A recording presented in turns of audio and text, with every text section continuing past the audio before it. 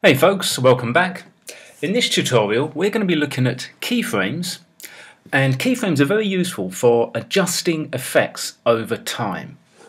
Now to get started, the thing you want to do is just slide up and expand your video layer like so, and do the same for the audio layer like so. Now we're going to start with probably one of the most basic keyframing methods, which is changing the opacity or brightness of a clip over time. Now if you look on the clip here, there's a little bar. I'm just going to rest my mouse on it like so, and if you click on it, it says opacity is at 100%. This little bar here, if you slide it up and down, adjusts the opacity or brightness of an image. If I pull it all the way down, the image has faded down to black. If I push it all the way up, the image is back up to 100% opacity. Now you can change the fade, you can change the fade of an image up and down over time. And to do that, we're going to use this button here, which will add and remove keyframes as we work through time. So I'm going to start with taking my time marker to about 1 second. I'm going to click here to add a keyframe. And as you can see, a keyframe has been added here. I'm just going to zoom in a little for you. There we go. You can see a keyframe has been added in the timeline. I'm going to slide along to about here, set another keyframe, slide along, and click on here to set another keyframe. I've now got 3 keyframes, 1, 2, and 3. I'm going to pull this keyframe down. That will fade the image down in the center of the clip. Let's just zoom back out again. Let's now see what those 3 keyframes have done. As we slide along, the opacity bar is now descending to that keyframe, and then ascending back up to that keyframe. So this dip that we've created on the clip fades the clip down and then back up again, like so. Keyframes can also be used on audio. So we've got some audio. Now if you actually look over here in this panel, you can see the audio lines for left and right going up and down. Okay, so just on here, keep an eye on that panel. On the far right, you can see the audio markers. Now, if you want to get the audio all the way down to nothing, you grab the bar here, slide it all the way down, and as you can see, or rather as you can hear, the audio has disappeared completely. If you want to put the audio all the way back up, push it up to there, and now, as you can see, the audio has got quite a bit louder. You can keyframe the audio as well. So we can take the audio level down to about there. I'm going to set a keyframe like so. Move along a bit. Set another keyframe. Move along a bit. And set another keyframe.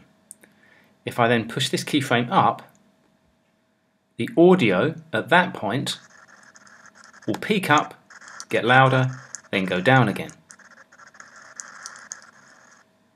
So audio ascends up to that keyframe and then ascends down to that keyframe. It's easy to remove keyframes. Simply do a right click, delete, right click, delete,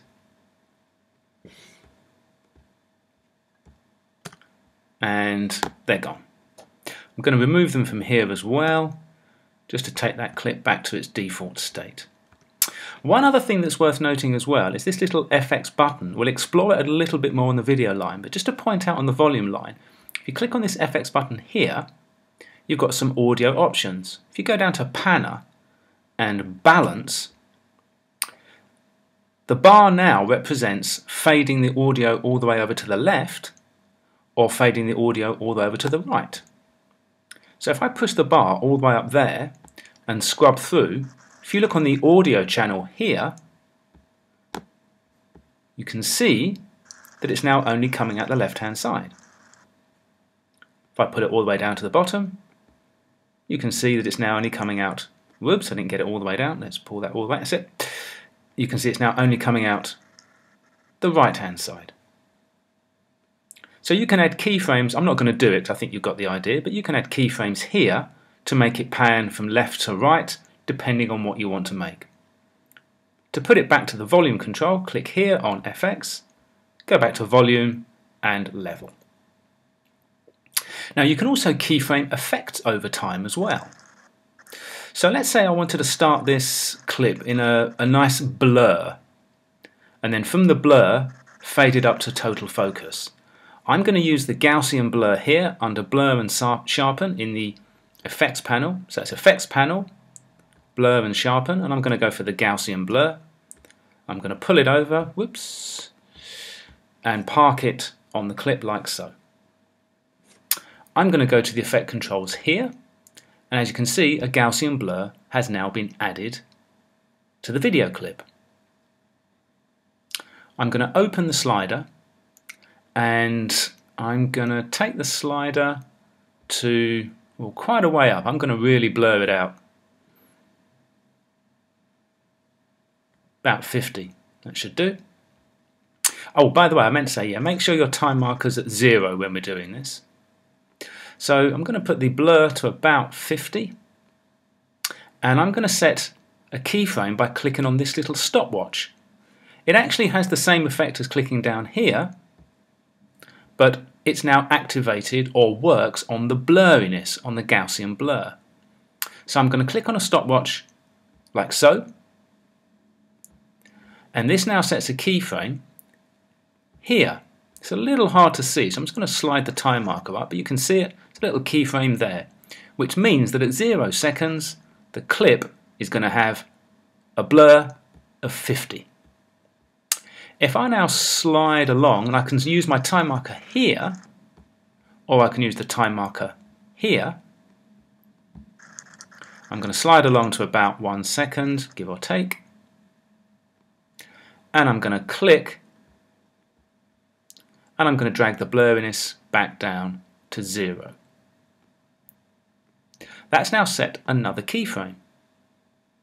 So if we go back to the start of the clip, we've got a keyframe with blurring at 50. If I go along to about 1 second, let's get it just bang on there, oops-a-daisy, there we go. I've got another keyframe with blurriness now at 0. So I've keyframed the effect over time. So the image starts blurry and then heads towards the other keyframe that takes it down to 0 blurriness. Keyframes are really good for exploring effects and adjusting the effects over time. So again, my advice as ever is to play with the effects, go to the effects panel up here, use the stopwatch, whoops, didn't mean to do that, sorry, use the stopwatch here to set keyframes, play and have fun with it. A final note, if you actually look down here, and I said I was going to do it earlier, you've got an FX tab on the video clip. If you click on it, you can now see different effects that can be adjusted. So the Gaussian blur has now been added to this effects panel here. You'll notice if I now click here and remove the Gaussian blur, if I go back to FX here, the Gaussian blur has been removed. Okay, ladies and gentlemen, hope you found that useful. See you in the next tutorial.